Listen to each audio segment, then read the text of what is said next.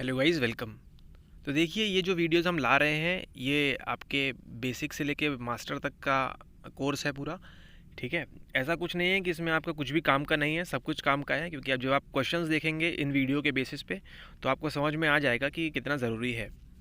ठीक है, तो अब हम बात करेंगे मनोवैज्ञानिक प्राकृतिक विज्ञान के रूप में, कि हम जैसे बताया था कि ये दर्शन से संबंधित है। तो मनोविज्ञान की जड़ें दर्शन शास्त्र में होती हैं, जैसा बताया था आपको।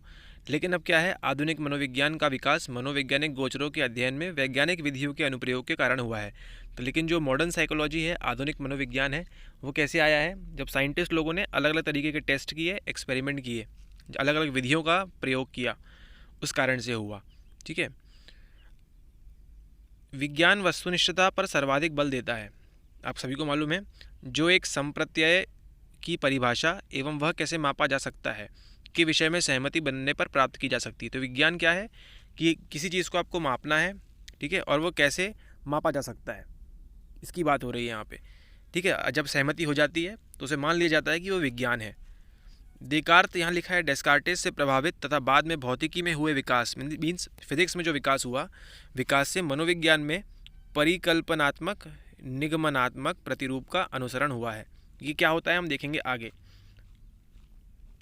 इस प्रतिरूप के अनुसार यदि आपके पास किसी गोचर की व्याख्या हेतु सिद्धांत उपलब्ध है तो वैज्ञानिक उन्नति हो सकती है। सिंपल सी बात है, अगर आपके पास किसी के पास थ्योरी है तो आप प्रैक्टिकल कर सकते हो, है ना। अगर आपके पास नोट्स लिखे हुए हैं तो आप आंसर राइटिंग कर सकते हो। अगर आप ये लेक्चर देख रहे हो तो आप आंसर राइटिंग कर सकते हो। इस तरह की बात है, सिद्धांत उपलब्ध है तो वैज्ञानिक उन्नति हो सकती है। इस प्रतिरूप के अनुसार यदि आपके पास किसी ये तो हो गया।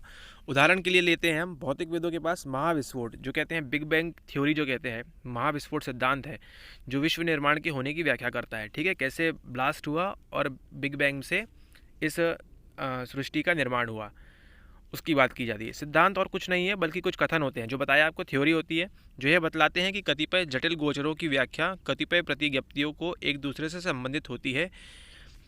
इतना सब जानने की जरूरत नहीं है आपको, ये जान लीजिए कि थ्योरी होती है, उसके बेस पे आपको प्रैक्टिकल करना रहता है, उसकी बात हो रही है यहाँ पे। तो ये हम किसकी बात कर रहे हैं? प्राकृतिक विज्ञान के रूप में कैसे उभर के आया है वो। तो इसमें होता क्या है, एक सिद्धांत पर आधारित वैज्ञानिक, ठीक है, कोई एक सिद्धांत है, उस पर वैज्ञानिक क्या करता है, निगमन अथवा एक परिकल्पना का प्रस्ताव करता है कि इससे ये हो सकता है या नहीं हो सकता है, जो एक काल्पनिक व्याख्या प्रदान करता है कि कोई निश्चित गोचर कैसे घटित होता है। ठीक है, कोई कल्पना कर ली कि मान लीजिए अगर कोई घोड़ा उड़ता हुआ दिख रहा है तो वो सोचते हैं कि वो घोड़ा पहले 10 किलोमीटर भागा होगा, उसके बाद उसने जंप किया होगा। इस तरह की सिर्फ एक काल्पनिक व्याख्या प्रदान करता है। उसके बाद परिकल्पना का परीक्षण किया जाता है, क्या सचमुच ऐसा हो सकता है, क्या कोई घोड़ा 10 किलोमीटर भागने के बाद उड़ सकता है। ये करते हैं कौन? वैज्ञानिक। और संग्रहित प्रदत्तों के आधार पर उसे सही अथवा गलत सिद्ध किया जाता है।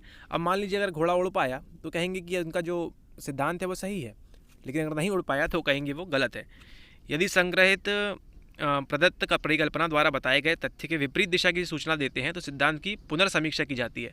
अब मान लीजिए 10 घोड़ों को लिया गया, 10 किलोमीटर दौड़ाया गया, लेकिन वो नहीं उड़ पाए, तो क्या करेंगे? उनको फिर से ट्राई करेंगे, उनको फिर से पुनर्समीक्षा करेंगे उनकी। ठीक है, ये होती है थ्योरी एंड प्रैक्टिकल, जो बताया आपको।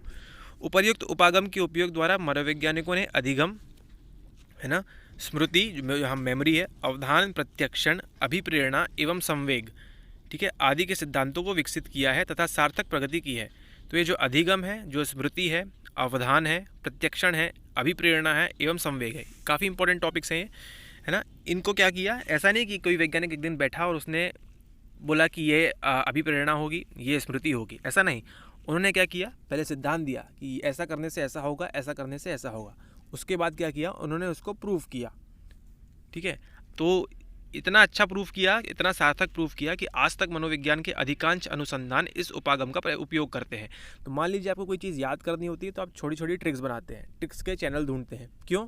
क्योंकि उन्होंने बता दिया है कि भाई साहब, जब आप मेमोरी में निमोनिक्स का यूज़ करेंगे या लोकाई की मेथड यूज़ करेंगे या कुछ मेजरमेंट यूज़ करेंगे तो आप लंबे समय तक इसको याद रख सकते हैं। ठीक है, इस उपागम का उपयोग लगाव तथा आक्रोश जैसे विविध मनोवैज्ञानिक गोचरों की व्याख्या में भी किया गया है। ठीक है, तो मान लीजिए आपको किसी के प्रति लगाव होता है, क्यों होता है, उसके कारण क्या होंगे, उनको प्रूफ किया गया है।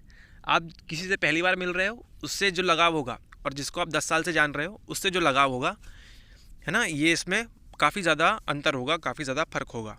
जैसे आक्रोश, ठीक है, तो जो आपके साथ 10 साल से है, अगर उसने आपके साथ विश्वासघात किया तो आपको आक्रोश ज़्यादा आएगा।